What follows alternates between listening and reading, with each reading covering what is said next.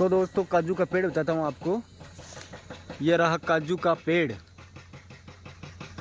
इस पर कई कई काजू लग रहे हैं, थोड़े पातले। तो मेरे को मिले 2 काजू। तो देखिए इनको फोड़ना पड़ता है, ये इसके अंदर है। इसको यहाँ से तोड़ा और इसके अंदर इसको फिर फोड़ना पड़ता है, फिर इसके अंदर से काजू निकलता है। तो मैं दिखाता हूँ फोड़ के आपको।